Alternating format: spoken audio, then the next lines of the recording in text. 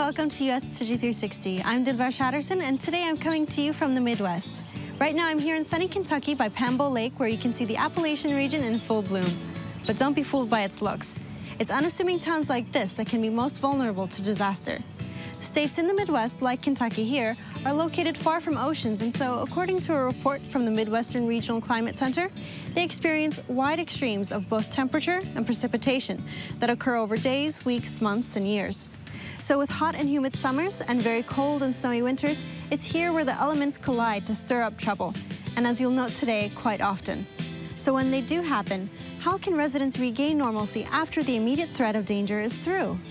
Let's meet Chung Xie, a volunteer who's from Tzu Chi's Midwest Regional Office, who can tell us more about what it means to help neighbors in need.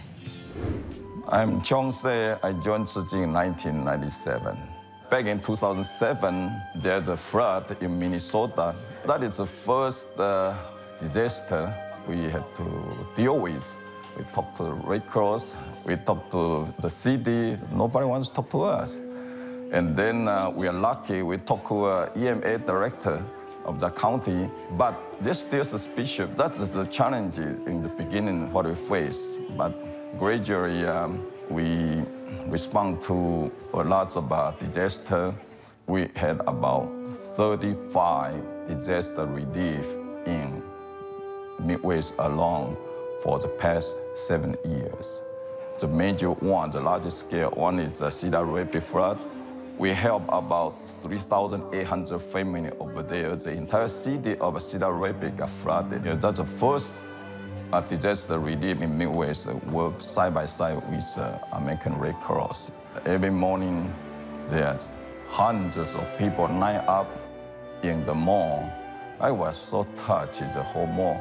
And when the volunteer walk in, all our clients clap on it and welcome us. Another one is basically like Joplin, Missouri. That is EF5 tornado and wiped through the Joplin city. The whole city just wiped out. There are about 158 people died, and 1,500 houses got destroyed. All those survivors don't have any place to go and don't have any food to eat, so we prepared a hot meal for them. We're not gonna die. It's far away still. 2012, we have a tornado go from Missouri to Illinois to Indiana to Kentucky to Ohio all the way.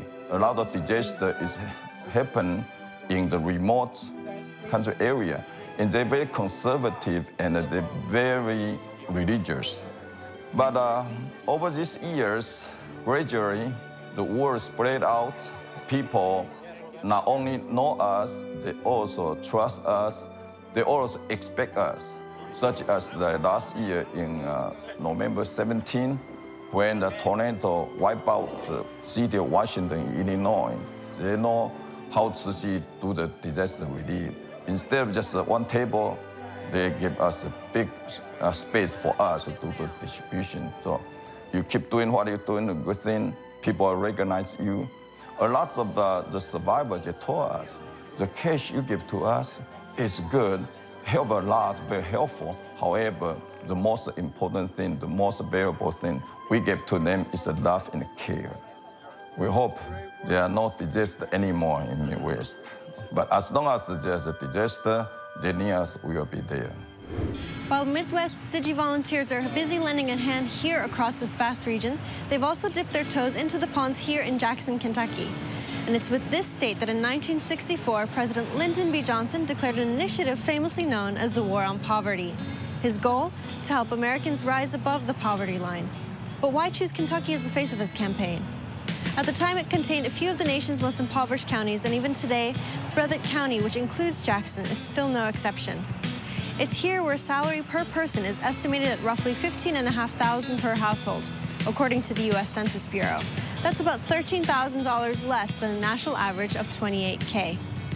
Moreover, Spotlight on Poverty and Opportunity has assessed Kentucky's overall poverty rate at 19.4%. That's almost 1 in 5 residents. So as an area that has had a long history of tough times, how much hope is left when that same area gets slammed with natural disaster? Let's go learn more about how residents here have stayed afloat in eastern Kentucky. Jackson itself was originally called Breathitt Town. It was created in 1843, and it really is a hub of economic development in eastern Kentucky for many, many years, until the railroad moved farther south, and then the coal industry, the timber industry moved with the railroad. It's a small town in eastern Kentucky. We're surrounded by the Kentucky River. This is an impoverished area. There's not a lot of jobs. We're still a little old-fashioned in the sense that we care about our neighbors. We know everybody.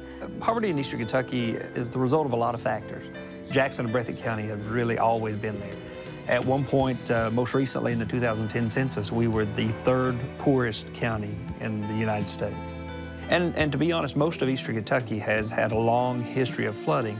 And there are many, many factors that play into that. The terrain itself is steep, it's rocky, there's not a lot of topsoil coverage on a lot of these areas. So anything that falls in the mountains tends to run off at a rapid rate. Specifically, the '09 flood is the biggest thing that's happened in the last 5 years. It was very devastating to the entire city and county. I think the estimate was somewhere around 44% of the county was affected by the flood. Hundreds and hundreds of homes were lost. At the time, I was the vice mayor, and I was also the director of the Red Cross for this area. And I spent 6 weeks out in the field as a Red Cross volunteer, helping feed and clothe, get them fresh water, find them a place to stay. Do I help Mama wash the dishes? We were actually over at Lake Cumberland. My parents have a lake house over there, and my friends had called me to tell me that the water was getting close to our home. And then we got back that night, and the water was still up, and it was completely covered. It was about halfway up into the trailer. The next day, we went in, and it was just everything that was there was destroyed. I was spending the night at my sister's house, and I'm told that my home just lifted up and washed away. It had never gotten that deep before. What am I gonna do? Where am I gonna live? Where am I gonna go? So that was kind of what first ran through my head when I first saw it. I had to live with Mom and Dad for about a year until I could get this place to save up enough money to get it. These are all pictures that were down in when the flood happened. So it would have been hard to lose the pictures of the kids as they grew up. I lost everything I had accumulated over my entire working life. Books and encyclopedias and pictures of colleagues and so forth, and that's all gone and gone forever. This is a replacement document. It was nicely framed and matted, the one that washed away, but it looked just like this. A lot of people had to move away from here to find a place to live. That was the biggest change, the lack of homes. The last census that was taken showed that we have dropped tremendously as far as population. The flood has been long-lasting. It happened in an instant, and 5 years later, we still have the effects of it. This is the Kentucky River. It's the North Fork of the Kentucky River. She's a beautiful river, but she can be dangerous. One of the Red Cross volunteers that was assigned to assist me here in Breathitt County had worked with Tzu Chi before. She made a few phone calls, and we were so glad to see Tzu Chi arrive. They were definitely a blessing because we were almost at the end of our ropes. We didn't know what else to do. There was just so much disaster and so many people needing help. And Tzu Chi filled that gap. We felt that they were genuine, and the feelings they were having were true and heartfelt. They actually cared about our people. And together, between the Red Cross and Tzu Chi, we were able to help these families eat, find a place to stay, put clothes on their back and stuff before the federal government finally stepped in and started helping as far as finding a place to live. So it's volunteers that are the lifeline. It truly is. Since we came here in 2009, we, our volunteer, had the feeling that we make good friends here. We had the feeling we will come back to see our friends here. We get a message from Red Cross, and they want us to come to help. Before the flood, they are already not in very good shape, but they are struggling with their life, and on top of this, they got nothing. So this is very special to me. So after that, we do the relief, I have been thinking about them all the time, especially the mayor. She's very compassionate. She really care and love and take care of the people. Our Master Qingyan wants us to inspire the people. And everybody come to me, say appreciate, say thank you, say they really glad to see us. Because we come back, we show our caring love. $100 money order. They show about our care. So I told them money is not that much, but love is counted. This is a travel check. So you can use it, write your name here, and you can cash anywhere. Thank you. Okay, thank you. With the cash card, I got cleaning supplies, paper towels, dishes, shoes, underwear, anything that I needed, because basically everything I had was destroyed. For them to come that far and to help people that they don't even know, it was amazing. It really was. I was very gracious of you all to come back and see how we were doing and to help us out again. It was just wonderful. Tzu Chi were the first people that gave me any direct help. I did not have anything at all. I didn't even have toiletries. I had no clothes. I was totally destitute of everything. You came out today to say thank you to Tzu Chi for what they did for us. Our people here are a proud people. We're used to hard times. We're used to overcoming. And somebody came to us and didn't offer us charity. They offered us a helping hand. And you all fulfilled every need that was needed here. They gave me that $500 gift card. And I used that to buy the most essential elements. And I thank God for them, and I thank them for the love of human beings, mankind, that they showed by coming here to help us when that disaster happened. God bless you. Thank you.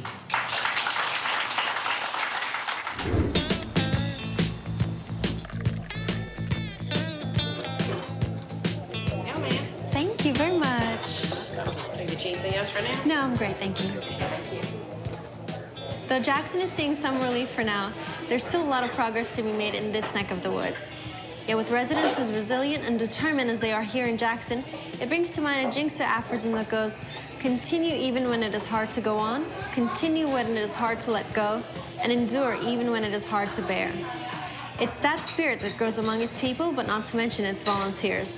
So let's see where else they brought their mission of disaster relief across the Midwest. While its French namesake is famously known as the largest port city in France, I'm here now in the not-so-French Marseilles in Illinois to see how this community, too, has fared in these waters. Even though everything here at the Illinois River seems like business as usual, a very unusual event happened here last April. The National Weather Service reports that this river was in the midst of record flooding. At the same time, 9 barges were being tugged across the river by small boats. These barges are massive flatboats that carry goods and materials via waterways like the kind you see here. And suddenly, those barges broke free from the tugboats. And while most of them sank, at least 3 barges stayed afloat and crashed into the dam you see behind me. The result of all this? Uncontrollable gushing of water. And it's this catastrophic happening that took its residents completely by surprise. And for many, it left them with only minutes to make a move. And though the city claimed no death toll, it did take a toll on just about everything else. Take a look. I was working from home that day, and we got a couple emergency alerts regarding the rain. We went to my sister's house, and then we saw the news, and that's when we saw our house actually on the news with water up to the windows. We all went different places and stayed with different friends. We stood at the banks of the flood for about 4 days, wondering if our house got flooded. We had about 11 feet of water there. We had 7 feet in the basement and 4 feet upstairs. When the flood came, it took about everything away that we owned. The river now looks very, very calm, but it was a far different picture on April 18th of last year. Now, our residents really weren't all that concerned. There was a possibility of probably some flooding in some basements. We weren't able to get back into our homes until 3 days later. You know, after the flood hit, it was more of a waiting game, so, you know, that makes everyone really anxious. It was pretty overwhelming when we walked in because we had to kind of, 3 of us push our way through the doors because everything in the house was scattered around, and we didn't actually see the water in the house. When we came in, it was about a half-inch layer of mud over everything. I think we were out of the house for probably about maybe 3 months. Myself and our younger son, we ended up at one friend's house. I think we stayed there maybe 2 weeks. With him being autistic, people don't always understand his quirkiness, I suppose. So we thought it was best if we found another place to stay. What I had to do to keep the peace with friends and to keep, you know, Riley as stress-free as I could. I was homeless for a while there, and we had no money, and it was very hard to actually survive, to even get back into here. And then when we came back in here to see what actually happened was pretty much heart-wrenching. All of their pictures are gone, so it just kind of make you sit there and think. Should have grabbed more stuff. A lot of people that I knew actually quit their jobs to rebuild their homes. So they had a, you know, significant financial needs. Well over, I think the number is around 1,200 people actually had to leave their homes. Okay, now about 25% of them were able to get back relatively quickly, and now we're at 66% back. Well, my husband's been laid off, and even he usually gets called back the end of spring when the kids get out of school. And last year, that's about when we started, you know, we really got into cleaning up the house. So he didn't work but maybe 2 days last year. So it's been tough. I'm on disability, and the wife, she broke her leg, and so she's not working, so we don't have any income coming from that. FEMA gave us the maximum. I believe that was $31,000, and that's nowhere near enough to repair the whole home, no. But this was all flooded in here. The floors were all gone, and basically I put this whole floor here I put in myself. This is it here. I mean, it's still not all done yet. We're still working on it, and so it's going to take some time to get everything done. But at least it's functional where we're not homeless now. We're back in our home, you know. The scope of the damage from immediately after the flood, in my opinion, was just bulldoze it over and we'll build a new house. But Steve was very hopeful and he was very confident. So I went with his opinion and he rebuilt from the foundation up. I mainly do remodeling. It was pretty hard, especially when I was here by myself, trying to get things done. Kent helped out getting all the volunteers, you know, coordinated when they were coming in and going to people's houses, and so they were tremendous helps. If a crew's here, okay, then we work every single day with the crew. Especially at the beginning, almost every day, I had emails, so I would come home in the evening and I'd have to work until 10 o'clock at night. Tzu Chi came in at a wonderful time because our residents were really staggered by that time. Our director asked me to take the Chong and Yamei through our city, and so they came and I showed them the city, showed them the homes, we visited residents. The volunteers from Tzu Chi took time with each of the groups, okay, with each of the families. You know, and I had the families tell me, oh, they were so nice, that's really what I needed right then. They were wonderful. Ken Terry is my good friend. He's so nice and so compassionate and a great heart for this community. And so he's our contact person, and he know every family, so who need exactly what help. So we come here, give them the debit card, the cash card. We help about 160 family here the first time we were here.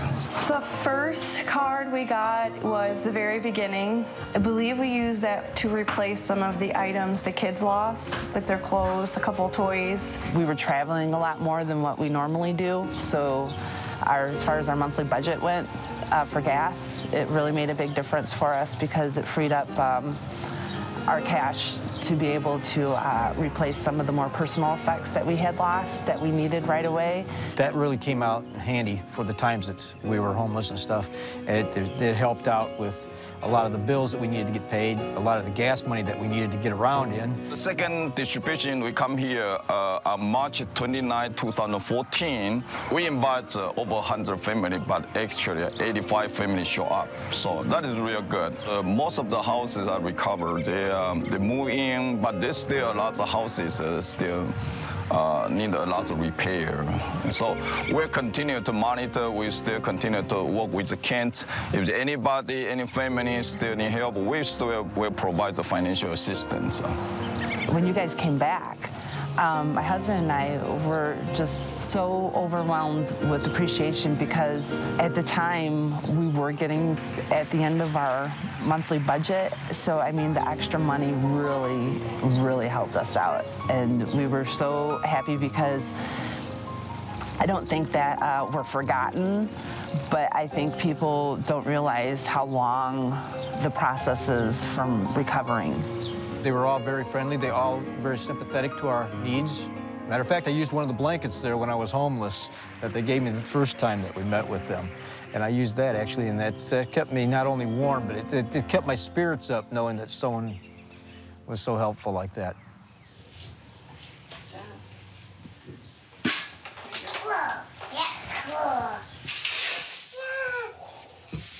All right.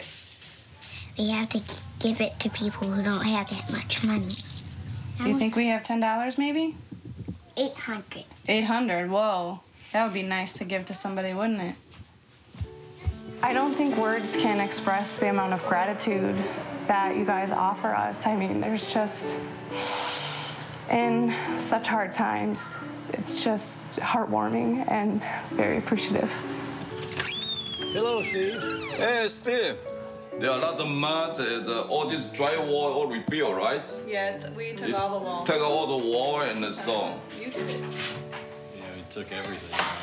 So everything back to normal now. Pretty much as normal as it can get. Though the residents of Marseilles had no way of knowing about an oncoming flood, this essentially is the nature of disaster. If we don't prepare for them, it's we who make ourselves quite vulnerable. But if we do, how do we live without the bug of fear creeping up on us?